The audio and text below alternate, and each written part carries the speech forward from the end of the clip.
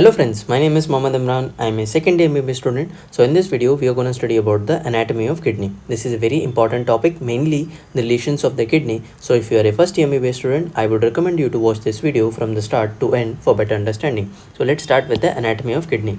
Kidneys are a pair of excretory organs situated on the posterior abdominal wall. The external features, it is bean shaped. And there are two poles of kidney. First one is the upper pole and lower pole. Upper pole is broad and lower pole is pointed. The second one are the surfaces. We have two surfaces, anterior surface and posterior surface. Anterior surface is irregular and posterior surface is flat. It is very difficult to tell whether it is anterior surface or posterior surface of kidney. So we use the hilum, the structures passing through hilum, to differentiate whether this is the anterior surface or posterior surface. The third one is the borders. We have two borders, lateral border and medial border. Lateral border is convex and the medial border is concave because we have hilum in there and structures passing through the hilum. The structures passing through hilum anterior to posterior, that is from front to back. The first one is the renal vein, second one is the renal artery, third one is the renal pelvis. Renal pelvis is expanded upper end of ureter. So we can remember this by VAP. Moving on to the location of the kidney occupies the epigastric, hypochondriac, lumbar and umbilical region of abdomen. So it occupies the right hypochondriac, epigastric, umbilical and lumbar region of abdomen. In this image, we can see that the kidneys are present between the upper border of 12th thoracic vertebra. This is the T12 and this is the upper border of T12. And between the center of body of third lumbar vertebra, this is the L3 and this is the center of body of third lumbar vertebra. So kidneys are present between T12 and L3. The right kidney is slightly lower than that of left kidney. As we can clearly see in this image, this is the right kidney and this is the left kidney, and the right kidney is slightly lower than the left kidney. Moving on to the most important topic, that is relations of the kidney. If you are a first year MBBS student, you have to memorize this diagram.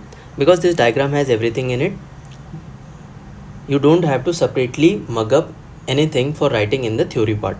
The first one is the relations common to the two kidney. As we know that we have two poles.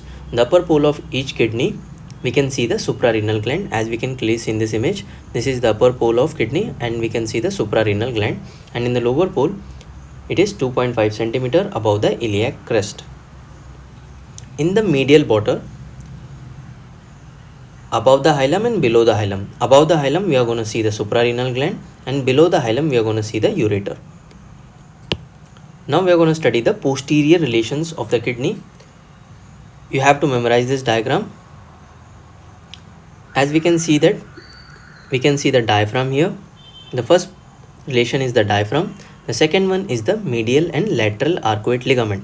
This is the medial arcuate ligament and this is the lateral arcuate ligament.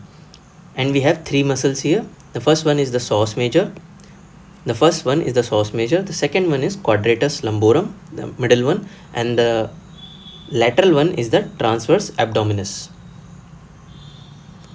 And we have subcostal vessels and nerve. We can clearly see in this.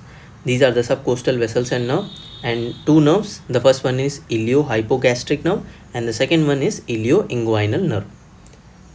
In addition to this, we are going to see in the right kidney there is 12th rib, and in the left kidney 11th and 12th rib both are present. This is the image of right kidney, so we can see the 12th rib here. As we have completed the relations common to both the kidneys and posterior relation, now coming to the anterior relations of the kidney. As I have already said that you should memorize this diagram and should practice as much as possible. The relations are different for both the kidneys, so we are going to split the kidney. The first one we are going to study is the anterior relations of the right kidney. In this image, we can see the suprarenal area. The first relation is the right suprarenal gland. The second one is the liver, that is hepatic area. The third one is the second part of duodenum. Here it is mentioned as duodenal area. And the fourth one is the hepatic flexure of colon, mentioned as colic area. And the last one is the small intestine, specifically the jejunum.